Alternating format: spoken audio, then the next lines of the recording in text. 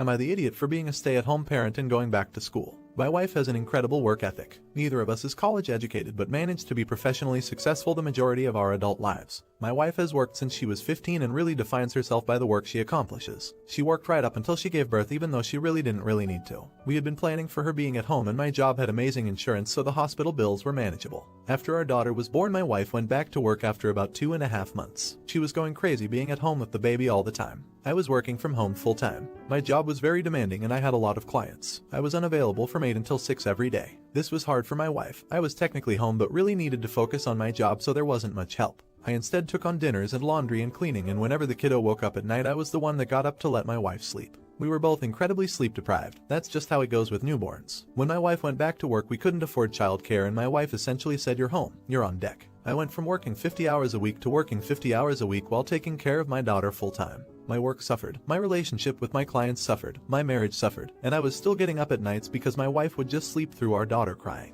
The company I worked for was sold a year later. I found work here and there that let me be home with our baby during the day but knew I couldn't work full-time from home again and take care of the baby. My wife suggested I stay home. She got a new job with insurance for her and our daughter but my insurance went away. I was stuck. My wife wasn't going to change her job plans and made it clear she wasn't up to being the stay-at-home parent. We couldn't afford childcare, couldn't afford insurance for me, couldn't let me find work that would help pay for that stuff. It's been about a year and other than the occasional seasonal gig I've been the stay-at-home parent. My wife constantly uses this against me when I ask her for things. "You don't bring in any money. You don't understand the stress of being the sole provider." This really hurts. She didn't really give me a choice here but makes me feel awful for being home and won't combine our finances so I can help budget. I'm going back to school in September. I arranged everything to make it possible, but my wife has been telling me what a terrible idea it is. My parents are paying for it and providing childcare 2 days a week. My father has a degenerative disease and won't be able to babysit in a few years. I'll also be able to get some health insurance. Other than asking my wife to watch our daughter 2 weekdays instead of 1, I've made sure she won't have to do anything else. She's literally just moving one of her days off. But she's making me feel horribly selfish. Am I the idiot? Edit. I never really thought of my wife's behavior as abusive but that seems to be the general consensus so far. I never even considered that financial abuse might be a thing. I'm not sure what to do. Right now I'm leaning towards trying to make my wife aware of what she's doing and how it is affecting me. Reading your comments has been a little therapeutic. A lot of this stuff feels like things I've known in my head but have really been afraid to acknowledge. If my wife refuses to address these issues with me, I'm genuinely afraid of what that means for my family. Thank you to everyone who has responded up to now. I've been doing a lot of uncomfortable reflecting and have more to do, I'm sure, but this was helpful. NTA. Now I'm assuming you're male and please correct me if I'm wrong but I'm going to give you the exact same advice as a female anyway. Run. Your wife is financially abusing you. She got a job with a raise which means you can't work because you can't afford childcare, I'm assuming, not knowing where you're based, that would cost $800 per month, and you can't afford insurance for yourself. If you were working full-time after tax that would leave you about $400 ahead of where you are. No, based on New York. That should allow you enough to be added to your wife's insurance. But that's not what your wife wants. She complains when you buy stuff yourself. Okay, money is tight, I get that. But she's not combining finances to allow you to A. Know your family's true financial position and B. Budget to improve it. Right now, your parents are willing to assist with childcare and pay for you to get an education to help you improve your lives. Your wife directly wants this because she would actually have to help out with her child. Now, unless she has postpartum depression or anxiety, always a possibility, she needs to help out. If she has either of those things, she needs medical treatment. You need to take the opportunity to educate and improve yourself. Once you get a medical coverage, book into a counselor and talk about it with an independent third party. Also, right now you can call 3 domestic and family violence lines and ask to speak with one of their counselors. Again, financial abuse is abuse. Update. A lot of people in my previous post brought up financial abuse, not a concept I was familiar with. It was incredibly difficult for me to accept that my wife was being manipulative and controlling in that way. I had this notion in my head that any kind of abuse had to be intentionally malicious, and that being kind and accepting and loving meant taking the good with the bad and not judging when someone is unkind to me. In the case of my wife, I really thought that since I understood where her behavior was coming from, how she grew up, that I had to learn to deal with how she acted towards me. It was my problem to solve. I went back to school, despite my wife's disapproval, and also found a job that has given me a scholarship for school. I'm going into engineering. Never thought I'd love math this much, but I really do. Thought getting a job and having tuition covers might stop my wife from being upset about school, but oh boy, I was wrong. My wife is still not supportive. I just finished up my first year of classes literally yesterday, 4.0 baby, and I'm on cloud 9. The entire year, all I've heard from her is how little I help around the house, that my job should pay me more, that she can't be expected to do everything, that it's going to take too long to get my degree. Endless. I will always love my wife, but I've realized we're not good together. With the help of my therapist, I've been learning to say what I want and to set reasonable boundaries and expectations, especially with money. I want to be able to co-parent our daughter together, but I'm also very aware that my wife isn't likely to split with me amicably. It's a tough position to be in for me. All in all, my life is on a positive path. I'm grateful for the insight everyone here provided. I'm sad about my marriage, but since I made the decision to separate, I've felt so much relief. I'm working to not feel guilty about that. I was raised to believe that divorce meant failure. Sometimes relationships just don't work out. Trying to keep something going when it's just over. Surefire way to be unhappy. I'm glad I've got the perspective to see that now. I don't want to make it sound like I'm perfect and my wife is this raging bee. The first few years of our marriage I was battling undiagnosed bipolar disorder and was a miserable poop. I'm stable, medicated, in therapy, and really enjoying my life right now. That was another one of the reasons I put up with a lot of the negative treatment. I felt like I deserved it. Anyway, love being a student, love my job, love my kiddo. Thanks again. Edit. Just a few things I'd like to add. 1. Thank you again for all the love. The positivity and encouragement I've received here is incredible. I've had to make a lot of hard choices and haven't heard much in the way of good job. I needed that. 2. A lot of people have expressed their concern over potential custody battles. My brother is a lawyer and got me in touch with someone who understands family law, so I've been preparing for any legal fights. I'm still hopeful my wife and I can figure out a plan that works for all three of us, but for my daughter's sake I need to cover my bases. 3. My wife is not the devil. She has issues that she's refused to address, and that's made our marriage hard on both of us. As someone in the comments said, you have to deal with your own issues before you can help anyone else. My wife is overwhelmed by her issues and does what she feels will make her safe, and while I understand it, it's not my problem to solve. Couldn't solve it for her if I tried. And I've tried. 4. To the people who said we should never have had a child together, you're probably right. But I'll never regret that my daughter came into the world. Best person ever, hands down. 5. If you or someone you love is struggling with mental health issues, don't wait. Address it now. Do whatever it takes to find the help you need.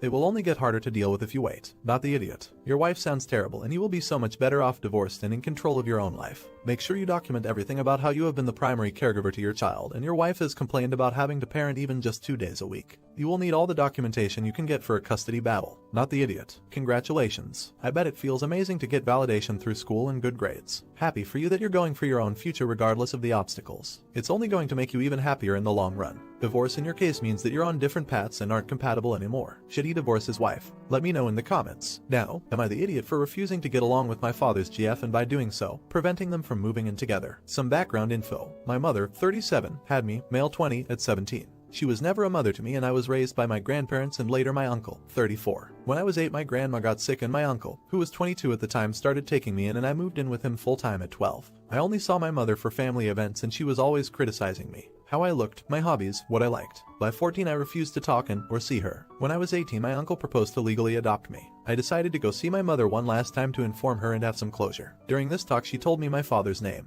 I talked to my family about him and long story short basically everyone knows him. His family lived in the same town as my great-grandparents and my family used to go there every holiday. I decided to try to meet him with my uncle. He, 36, moved back a few years back to be close to his family and he took everything pretty well. I made sure to inform him that I already had a dad. He told me he had no children and was interested in knowing me. He presented me to his parents and they even found some pictures of me with him from before he went to college. For the last 2 years we had a pretty great relationship. He also got along well with my uncle. At college I call him once a week and I see him pretty often. The issue is his GF Anna. They don't live together and have been a couple for over 3 years. She made it clear that I had no place here. After a few encounters with her she reminded me so much of my mom. Her attitude, her remarks and criticisms that I refused to go see him for a while. I think he realized because he told me that she didn't need to be here every time. I only see her when I go to eat with him at his parents. She still manages to make it clear that I don't belong in this family. When I ask questions she tells me stuff like if you were really a part of the family you should know. Always pointing out physical differences. So it was a surprise when she called me last week. I thought it was an emergency so I answered. She told me that she wanted to move in with my dad but he refused because he knows we don't get along and he wanted his house to be a safe place for me and he was afraid I would come by less if she was here all the time. It's the truth. She then told me I should put my grudges aside and try to be nicer to her for my father's sake. I told her no. I had years of therapy to be able to remove toxic people from my life and being with her is like being with my mom. I do not want to put myself in this kind of situation anymore. I talked to my uncle and he agrees. For him my mental health should always be my top priority, but some other people think that I should at least make an effort for my father's happiness, and that it would be selfish to not try. Not the idiot. Please tell your father she called you and what she said she was way out of line to contact you. Especially since he had set a clear boundary. Your father decided your feeling safe at his home was more important than moving in with her, so everyone who says you should put his happiness first needs to be quiet. He made his decision. Not the idiot. If she can't play nice, why should you? If she makes a genuine effort to get to know you and be a nice person,